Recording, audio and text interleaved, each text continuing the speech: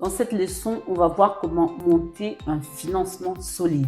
Tu n'as pas besoin d'un CDI ou d'un gros apport. C'est vrai, un CDI, c'est un avantage de taille. Si tu as ton CDI, ce n'est pas garanti que tu aies ton crédit. Parce que le CDI ne fait pas tout. Tu sais rassurer la banque, tu peux obtenir ton prêt. La banque prend un risque en te donnant l'argent des autres. Parce que oui, c'est vrai, l'immobilier, c'est un levier qui te permet de lever des fonds. Avec 10% d'apport, tu as 90% de l'argent des autres. Pour que la banque te le donne, elle doit être rassurée.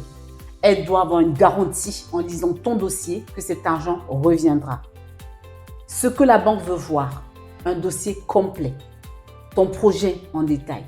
Tu dois détailler ton projet.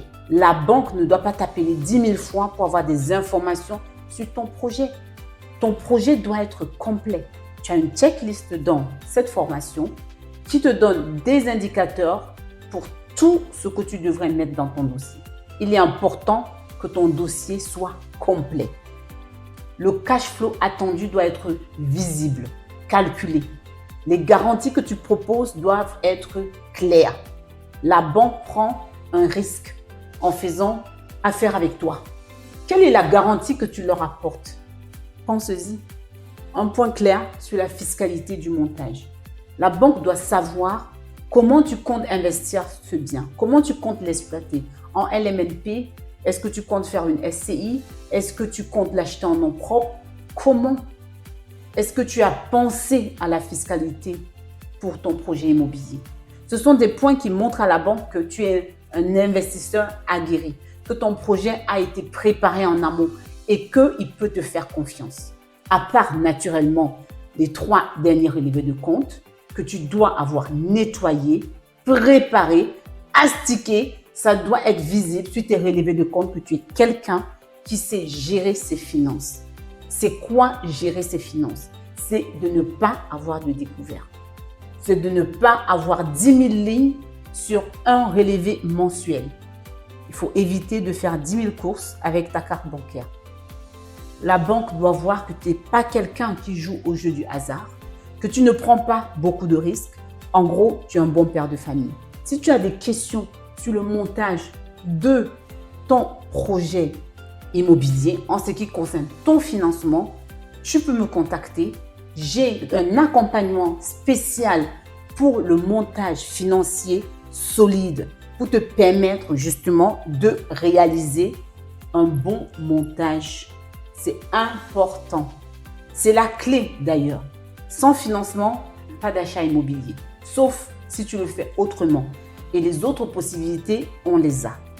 Donc, si tu veux être financé par la banque, mets toutes les chances de ton côté. Montre que tu es un investisseur pro.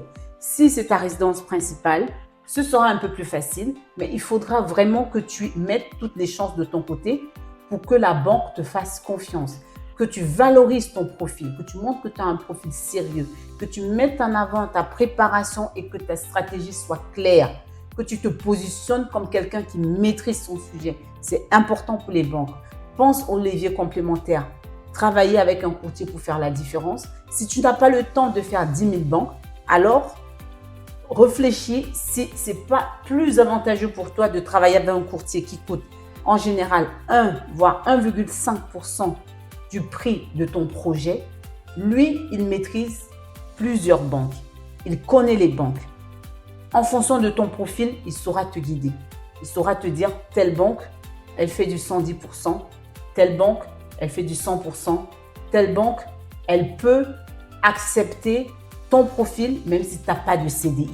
Donc, le courtier saura te guider, demander le crédit auprès de la banque qu'il faut pour vraiment te conduire vers la réussite de ton projet. Explore d'autres alternatives. Il y a des crédits différés. Un crédit différé, c'est quoi? Le crédit, ce n'est pas que le taux. Le taux est une partie importante dans ta demande de financement. Quand tu vas comparer 10 000 banques, il est important de comparer le taux. C'est l'élément qui apparaît en premier, mais le taux ne fait pas tout. Le taux ne fait pas le crédit. il y a plusieurs autres facteurs qui sont importants de prendre en compte. La durée du prêt. Tu prends le prêt sur 15 ans, sur 20 ans, sur 25 ans. Il y a des formes qui ne peuvent pas te permettre de prendre un crédit sur plus de 15 ans. Il y a des banques qui ne te permettent pas de prendre un crédit quand tu fais une SCI sur plus de 15 ans. Il y a des banques qui te permettent d'aller jusqu'à 20 ans. Et c'est important dans ta comparaison. Et tu as justement dans cette formation un document qui te permet de comparer les différentes banques. Sur combien d'années elles t'accordent le prêt? Le nombre d'années est important parce que plus le nombre d'années sera élevé, plus tu auras des traites faibles et ta probabilité d'avoir un bon cash flow sera élevée. Donc, ce sont des questions qu'il faut te poser. J'ai un taux de 3,2 avec la banque A sur 15 ans et j'ai un taux à 3,5 avec la banque B sur 20 ans. Qu'est-ce que je choisis? Voilà.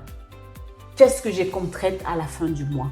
Qu'est-ce qui me reste dans la poche à la fin du mois en prenant la banque B avec un taux plus élevé, mais sur 20 ans?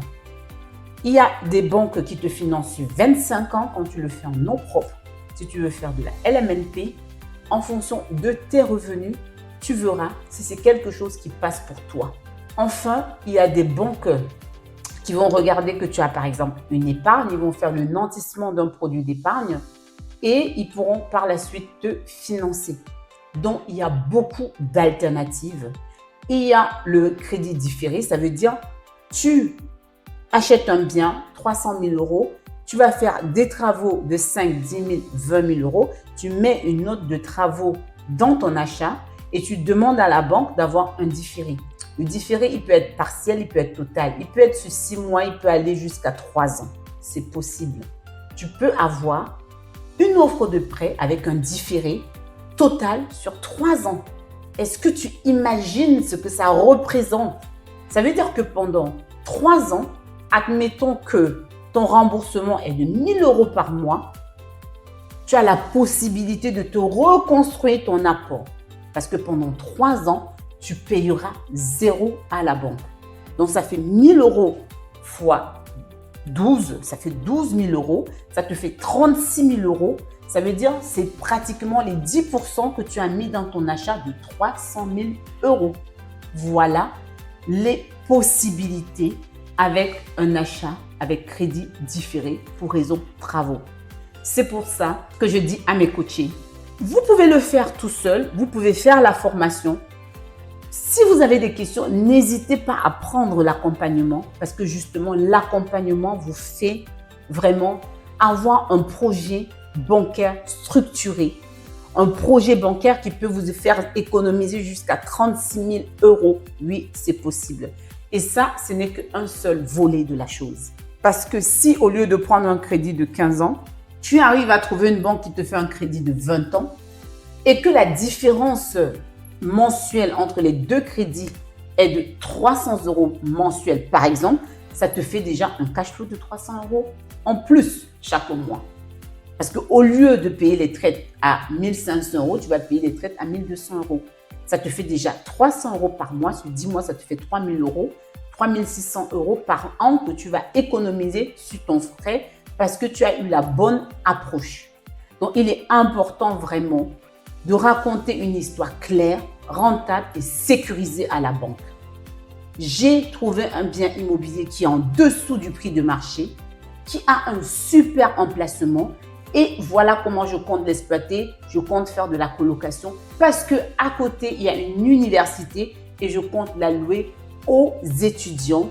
3 chambres qui me reviendront à 500 euros la chambre et mon prêt, ma traite est de 800 euros et de 1 000 euros. Donc, j'aurai un cash flow net de 200 euros. La rentabilité doit être calculée. Ton projet doit être présenté de manière à séduire ton banquier pour qu'il te dise oui, on y va.